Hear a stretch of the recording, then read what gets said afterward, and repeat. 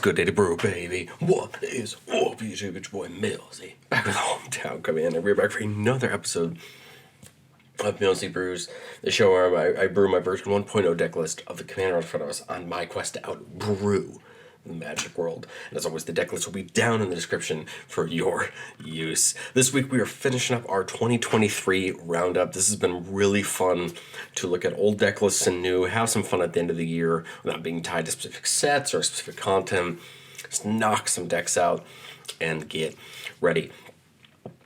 Put a community post up today. For the next 2 weeks after this week, we're going to be doing Ravnica Remastered, celebrating that. Going to be brewing a commander of every guild, which is pretty fun, and I'm excited to get that started. But today we're going to take a look at a deck that has always had my heart. I don't know if you guys have a commander or a style of deck that you've always wanted to brew, but you've never done it, or you've never built it, even though you think you'd enjoy it.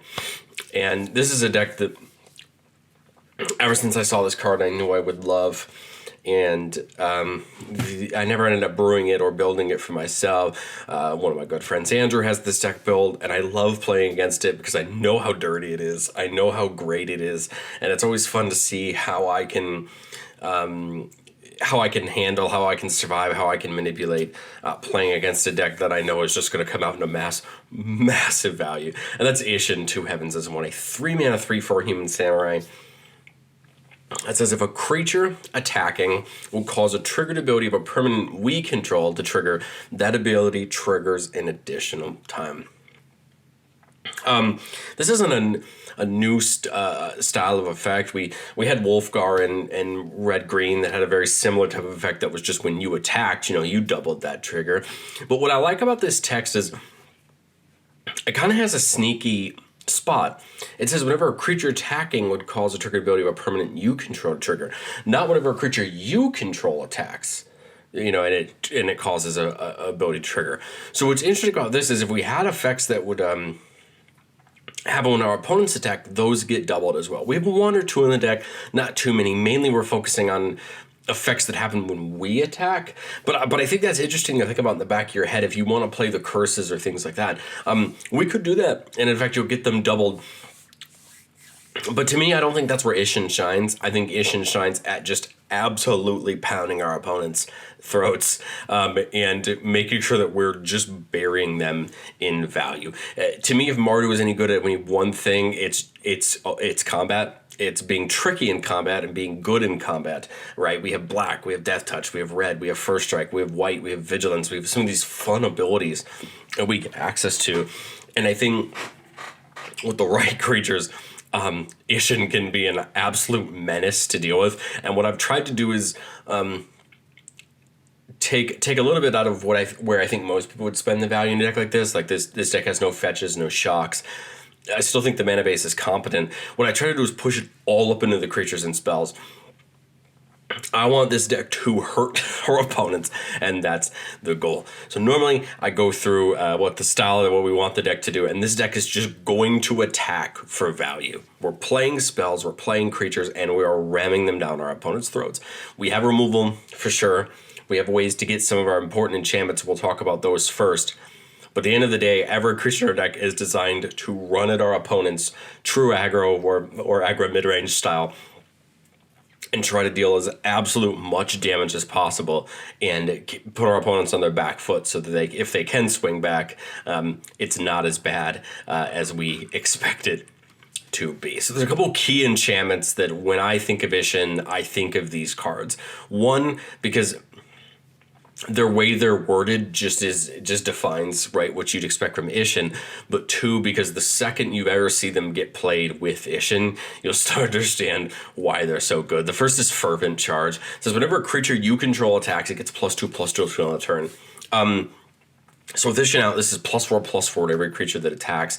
This is important because a lot of the creatures in our deck that we're attacking with make tokens that come in tapped attacking. Well, the turn they come in tapped attacking, they're not going to get this buff. But the next turn, if they survive, if we swing with them again, now they're going to become 5/5s, 7/7s, whatever our tokens are, they're going to become bigger and bigger. And that's going to make it really tough for our opponents to deal with. Duelist Heritage, whenever one or more creatures we control attack, Whenever one more creature is attacked, not even us, so we could actually help our opponents with this.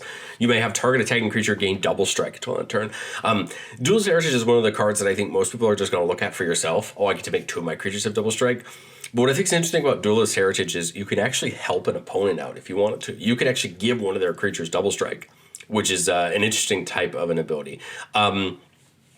A card that I try to put in as many decks as I can, especially if it works, because it's a card I absolutely love, is Legion Loyalty. A card that gives every creature we control Myriad. Now, Myriad's going to kind of stink for a lot of our legendary creatures because they're going to immediately go away.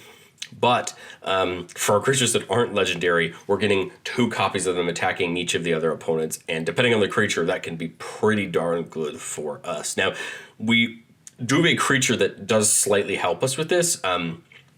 The Master Multiplied, and we'll talk about him because he's in here mainly for himself. Like, it itself is a great card in a deck like Isshin, but if we compare it with Legion Loyalty, it becomes great. It says, Legend rule doesn't apply to creature tokens you control, and triggered abilities you control can't cause you to sacrifice or exile tokens you control. So basically, all your Myriad tokens of legendary creatures get to stay there, and you can't be forced to sacrifice them.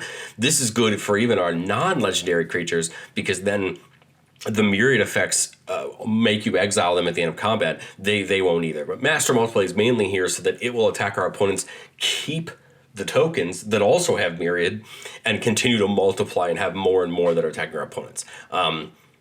That just seems like an ability we definitely want. It's on a 4/3 body. It feels good. And again, with a Legion Loyalty or something else out, it's going to allow us to make a bunch of copies of particular creatures we want.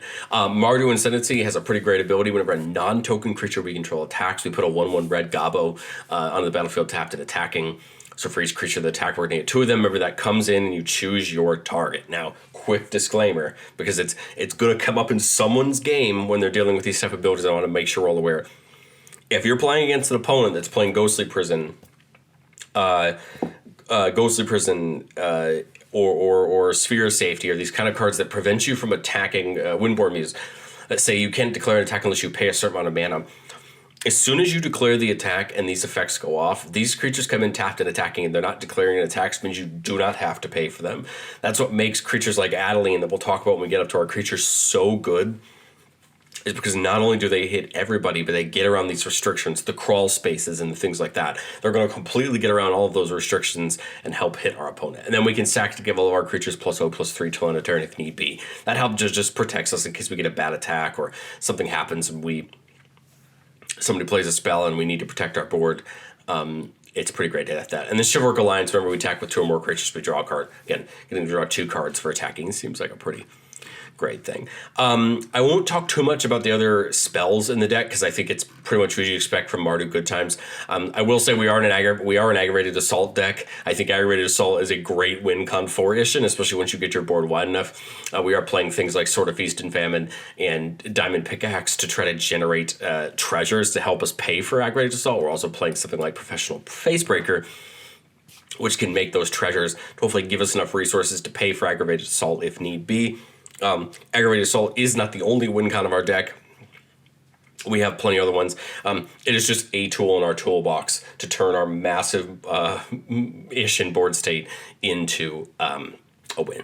Okay, now normally I do not go through a complete section of a deck in the new format, but I'm going to, just because I think every single creature I've picked for Isshin is relevant, and I think they're worth talking about why they're in here, because they're the key stars of our deck, and I want to make sure we talk about all of them. I'll try to go as fast as I can.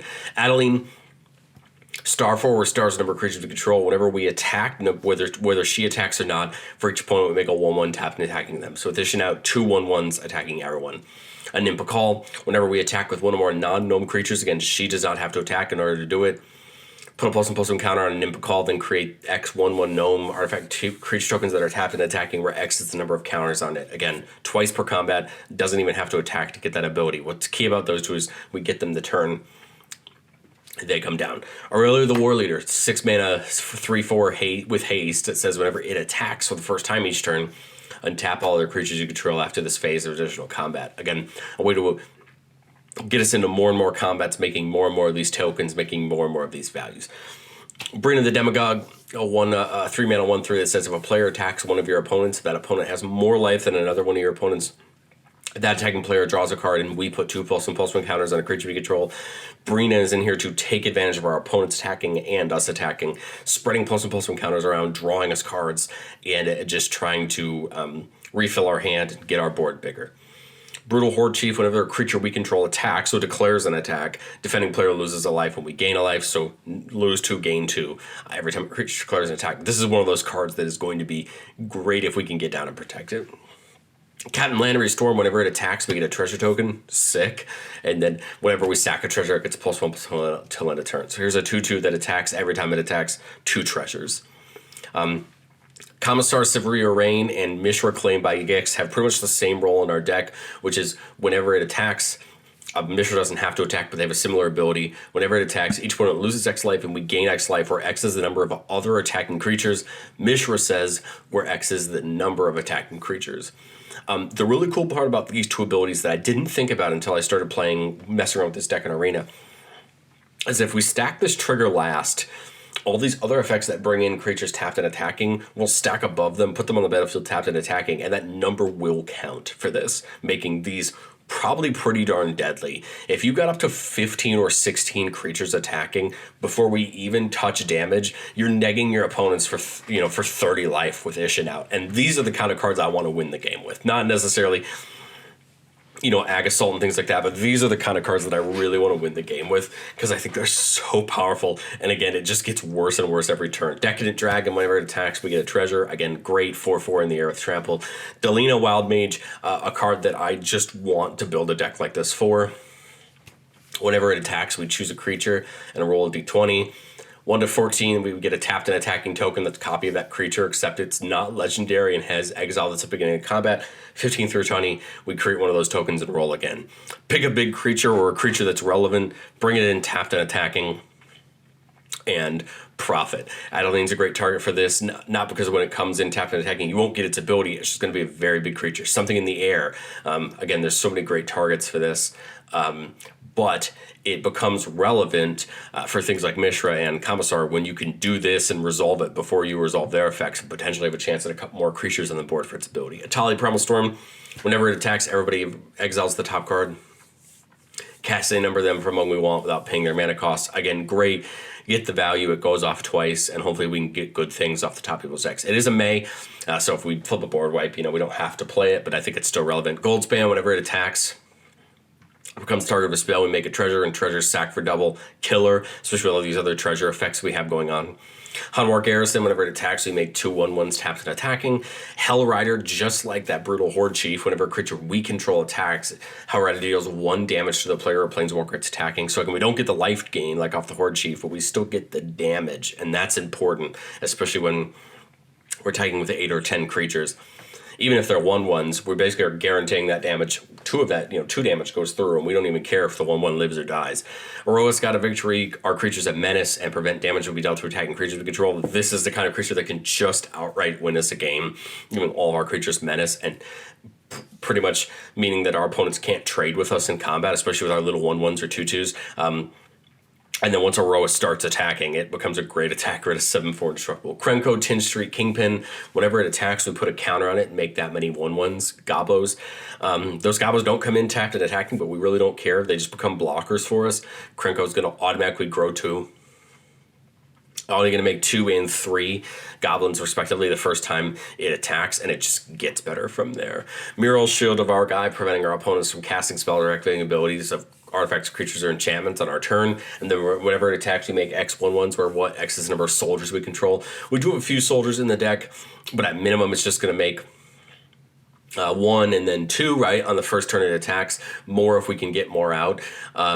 Otherwise, Mural is just going to get bigger, get more and more of a more and more tokens in the battlefield for us to use. Skyhunter Strike Force, as long as we control our commander, other creatures have melee, which is when this creature attacks, it gets +1/+1 for each opponent you attack this combat, which should always be +3/+3. We should always be attacking every opponent, meaning all of our creatures would ideally be getting +6/+6 because of melee with Isshin out, and that is going to lead us a big damage. And then we talked about the Master Multiplied. they're hopefully keeping itself myriading and just getting more and more creatures. So again, put the value on the board and have some fun. A card I want to call out because I got the privilege of watching it decimate a board the other night. That is Anduril Narsil Reforged. An equipment that says whenever a equipped creature attacks, put a +1/+1 combat counter on each creature you control. If you have the City's Blessing, put 2 of them on instead. I watched this in said Isshin deck proceed to put 4 +1/+1 counters on every creature that Andrew had, turning a lot of his 1/1s into 5/5s on the spot and finishing a game outright. So again, that's just an example of a card with Isshin that you may not think about, but can turn the tide of a game. Well, let's do one little goldfish like we always do here. Good starting hand. We see the Mardu Ascendancy. We see the Mural. We see the Decadent Dragon. I like it. Put this Vitriome in tapped so that we can get it partying. Turn 2, I don't really see anything here, so we could put the Bajuka Bog in. We could put the Plains in and do this Expensive Taste potentially over in a next turn or two. But I think I'll just put the Plains down here. Turn 3, we see Reflecting Pool, which is a great land because it can tap for all 3 of them now that it has Vitriome. We could play the Jeska's Will, but I think we just play the Ascendancy here. Get it down and get it ready for the next turn when Isshin can come out. And you notice we haven't played Isshin yet because I want to make sure we have some value for him when he comes down. I think here I would just dump the Decadent Dragon in, get ready the next turn to attack with it. Here, turn 5 is when I will put the Isshin down. And let me think about this. Could we have technically, if I Jeska's Will here, we've gained maybe 7 red, and we could actually probably get Isshin and Mural out here in one turn with that Jeska's Will, provided one of our opponents has 7 cards in hand. And, right, because one of them's red. Maybe not. It'd be close. If not, we would just not do that. But I think it would be close. Worst case scenario, we could always wait on the Mural, attack with Decadent Dragon, and then get that Mural down. But Decadent Dragon would attack, getting us 2 treasures, making the 2 1/1s tapped and attacking somebody. We'll just say for the purpose of this that we did have Mural down. Draw this turn, get the red down, get the Rising of the Day down, which seems odd right now because all of our creatures are going to be not as much, right? They don't need haste because they're already down, but that's okay. Swing with the dragons, swing with Mural to get some tokens. Again, get more tokens with Mardu Ascendancy. And then one more turn. We see Flawless Maneuver, get that Bajuka Bog down, leave this up to protect our board, keep attacking, more treasures, more tokens, and we hopefully just build this value out towards the end of the game. But let me know what you guys think of Isshin down in the comment section below. If Isshin isn't your favorite Mardu commander, I'd love to know what you think of the Mardu color pie and what you like as far as Mardu commanders down in the comment section below. Personally, I've been wanting to build Isshin for a while. In fact, I've kind of started in real life picking a few cards out for Isshin and kind of keeping them set aside because it's a deck that's always at least partially interested me, even if I haven't built it. But I think with the new Caesar from the Fallout decks coming out, it's going to make me probably pull the trigger because that card seems really good in Isshin. But let me know what you think down in the comment section below, and I will catch you guys next time.